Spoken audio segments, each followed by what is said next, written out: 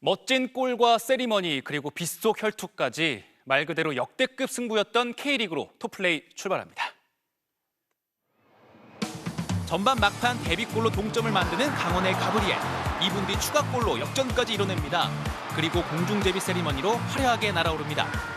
클린스만 감독이 지켜보는 가운데 후반 접어들면서 빗줄기가 굵어졌는데요. 그라운드 곳곳에 물이 고이기 시작하는 상황. 여기에서 강원의 추가골이 터집니다. 웅덩이에 걸린 공을 그대로 낚아채 골망을 흔들었습니다.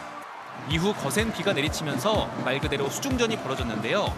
제대로 패스 한 번, 드리블 한 번 하기 어려운 여건에서 공방전이 이어졌습니다. 경기 막판 전북의 슛이 강원 선수에 맞으면서 페널티킥 여부를 가리기도 했는데요. 페널티 마크마저 웅덩이로 변하면서 전북 선수들은 차오른 물을 손으로 퍼내고 강원 선수는 슬쩍 물을 밀어넣는 웃지 못할 장면도 있었습니다. 허탈하게도 오프사이드로 판정돼 페널티킥은 이루어지지 않았고요. 결국 강원이 3대1 승리로 최하위에서 탈출했습니다. 인천은 제주를 2대1로 꺾었는데요. 이명주의 강력한 선제골, 그리고 후반 종료 직전 터진 에르난데스의 원더골까지 두 골 모두 이주의 골로 손색 없네요. 지금까지 톱플레이였습니다. 잉글랜드 2부 리그에서 나온 묘기골입니다. 기막힌 백헤더로 골키퍼를 완벽하게 속였네요. 토요일 밤 스포츠 뉴스였습니다.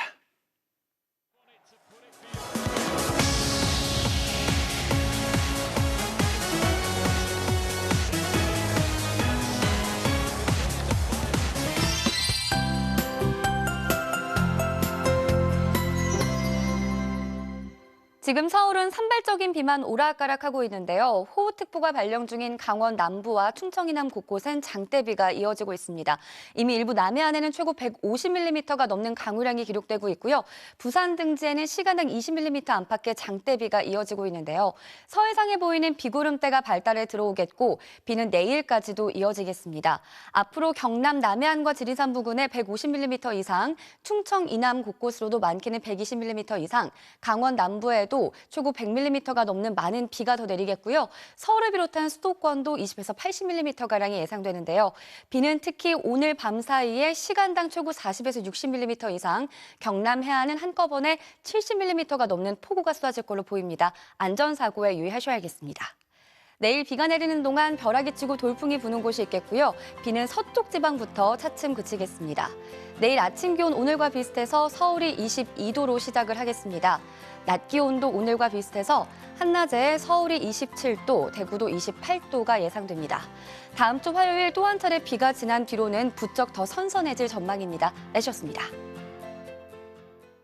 9월 16일 뉴스데스크 여기서 마치겠습니다. 시청해주신 여러분 고맙습니다.